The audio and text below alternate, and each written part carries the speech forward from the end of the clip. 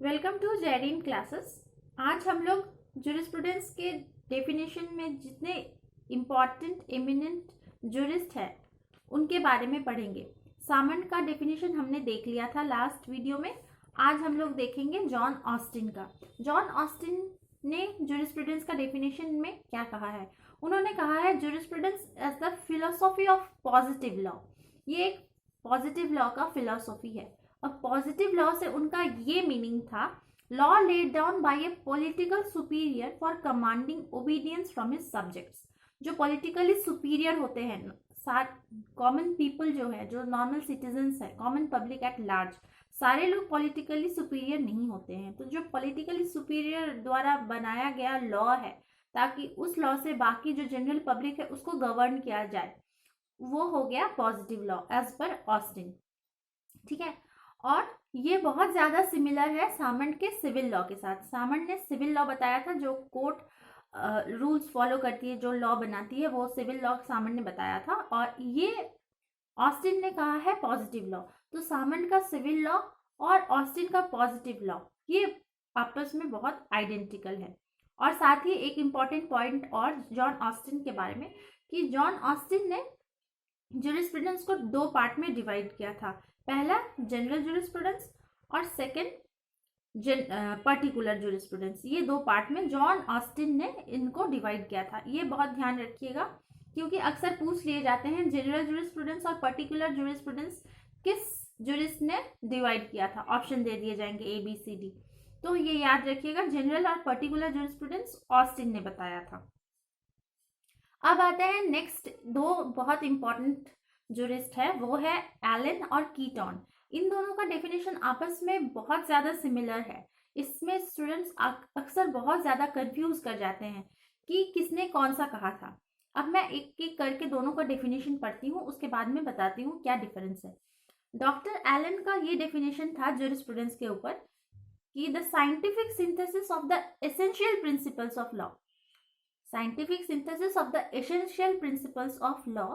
और कीटॉन का था scientific synthesis of the general principles of law. दोनों बहुत सिमिलर है, सब सेम है, बस एक वर्ड डिफर करता है। एलन ने जनरल कहा था और एलन ने साइंटिफिक सिंथेसिस कहा था। सी अभी ही कंफ्यूजन हो जाती है लोगों को। तो एलन ने एसेंशियल प्रिंसिपल्स कहा था और कीटॉन ने जनरल प्रिंसिपल्स। एलन ने एसेंशियल, कीटॉन ने जनरल। एलन एसेंशियल, इस तरह से ए और ई प्रोनाउंसिएशन एसेंशियल का बहुत सिमिलर है ए के साथ। तो इस तरीके से आप लोग कोरिलेट करके भी याद कर सकते हैं, एलन एसेंशियल, कीटॉन जनरल। अब लेकिन दोनों का डेफिनेशन का मीनिंग बहुत अलग है। डॉक्टर एलन का जो डेफिनेशन है उसमें ये समझा गया है बहुत ही कि जूरिस्प्रूडेंस का जो स्कोप है बहुत वाइड है। ये बताना चाहा है उन्होंने अपने डेफिनेशन के साथ, widening scope of law in its various facets. Okay. और कीटॉन ने कहा है कि the definition seeks to explain the distinction between public and private law. Keeton ने डिस्टिंक्शन किया है प्राइवेट और पब्लिक लॉ का। और एलन ने कहा है कि जूरिस्प्रूडेंस का बहुत वाइडन स्कोप है एवरी फेसेट्स ऑफ लॉ में, चाहे वो पॉलिटिकल हो, चाहे वो सोशोलॉजिकल हो, किसी भी फेज में वो बहुत वाइडनिंग स्कोप है। तो ये एलन और कीटॉन का है, इस पे स्पेशल ध्यान देना चाहिए इंसान को। ओके। अब आते हैं कि स्कोप ऑफ जूरिस्प्रूडेंस। ठीक है, आज हम लोग का चैप्टर 1 कंप्लीट हो जाएगा। हम लोग नेक्स्ट वीडियो से चैप्टर 2 स्टार्ट करेंगे। और मैं साथ ही साथ बता दूं, अगर आप लोग मेरे चैनल पे कोई वीडियो पहली बार देख रहे हैं तो सब्सक्राइब कर लीजिएगा इस चैनल को, क्योंकि आने वाले टाइम पे बहुत सारे वीडियोस अपलोड होने वाले हैं। ठीक है। अब चलते हैं स्कोप ऑफ जूरिस्प्रूडेंस। तो स्कोप ऑफ जूरिस्प्रूडेंस क्या है, कितना है स्कोप जूरिस्प्रूडेंस का, ये बताया गया है। Anything that concerns order in the state and society will be with in the domain of jurisprudence. जो भी कंसर्न है स्टेट और सोसाइटी का, किसी भी टॉपिक में जिसमें स्टेट और सोसाइटी का कंसर्न इन्वॉल्व है, वो जूरिस्प्रूडेंस के अंदर है। ठीक है, वो आता है जूरिस्प्रूडेंस के डोमेन के अंदर। जैसे अगर मान लीजिए इलेक्शंस करवाना है, या फिर कोई भी फेस्टिवल का सेलिब्रेशन हो, जैसे प्रयागराज में कुंभ के मेले का बहुत ज्यादा इंपॉर्टेंस है, उसमें स्टेट का कंसर्न है, तो उसमें ज्यूरिस्प्रूडेंस, वो भी ज्यूरिस्प्रूडेंस के डोमेन में आता है, वो सोशियोलॉजिकल हो जाएगा। तो इस तरीके से ज्यूरिस्प्रूडेंस हर फेज में उसका स्कोप है। ठीक है, ये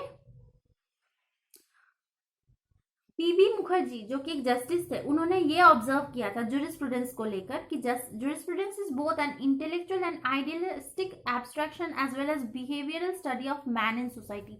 ये मैन इन सोसाइटी का बिहेवियरल स्टडी है, मैन का बिहेवियरल स्टडी इन सोसाइटी। जब इंसान सोसाइटी में रहते हैं तब उनका बिहेवियर कैसा होता है, उसका स्टडी को ज्यूरिस्प्रूडेंस कहा गया है। ये किसने कहा है? जस्टिस पीवी मुखर्जी ने, ज्यूरिस्प्रूडेंस को लेकर।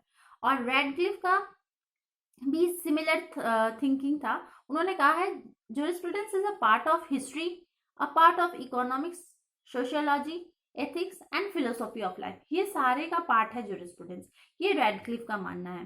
पीवी मुखर्जी ने एक और चीज कहा था कि it includes political, social, economic and cultural ideas. मैंने कहा हर फेज में इसका स्कोप है, तो स्कोप में ही उन्होंने कहा था कि चाहे वो पॉलिटिकल हो, सोशल हो, इकोनॉमिक हो या कल्चरल हो, सारे में इसकी एप्लीकेबिलिटी और इसका स्कोप इक्वली रहता है।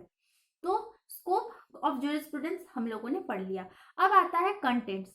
तो कंटेंट्स ऑफ ज्यूरिस्प्रूडेंस को लेकर काफी ज्यादा प्रॉब्लम्स आई हैं लोगों को, क्योंकि उन्होंने सबका अलग अलग लाइन ऑफ थिंकिंग है, बहुत ज्यादा डाइवर्जेंट व्यूज है इसको लेके। लेकिन इन जनरल अगर देखा जाए तो ज्यूरिस्प्रूडेंस का 3 कंटेंट्स है। ओके, पहला है सोर्सेस, दूसरा है लीगल कॉन्सेप्ट्स और तीसरा है लीगल थ्योरी। तो सोर्सेज में हम लोग काफी बार इस चीज को पढ़ चुके हैं। सोर्सेज में आ जाता है हमारा legislation, customs, precedent as a source of law, cons and pros of codification of law, किस तरह से कोडिफिकेशन होना चाहिए लॉज का, वो। फिर मेथड्स ऑफ जुडिशियल इंटरप्रिटेशन, कैसे इंटरप्रिटेशन किया जाए, ये सब आता है सोर्सेज में। ठीक है, उसके बाद आता है लीगल कंसेप्ट्स। लीगल कंसेप्ट्स में वो सारी चीजें हम लोग एक के बाद एक कवर करेंगे आने वाले लेसन्स के साथ, जिसमें कि ये है लीगल कंसेप्ट्स में राइट्स है, प्रॉपर्टी है, ओनरशिप है, पोजीशन है, ऑब्लिगेशन है, एक्ट्स, नेग्लिजेंस, लीगल पर्सनैलिटी, जितने भी सारे रिलेटेड इश्यूज हैं वो आते हैं लीगल कंसेप्ट्स में।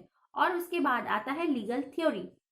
लीगल थ्योरी बेसिकली कंसर्न वो उसके साथ डील करता है जो प्रेजेंटली एग्जिस्टिंग लॉज है सोसाइटी में। ठीक है, और जो फंक्शन कर रहा है, जो एग्जिस्टिंग लॉ है और फंक्शन भी कर रहा है सोसाइटी में, वो हो जाता है लीगल थ्योरी।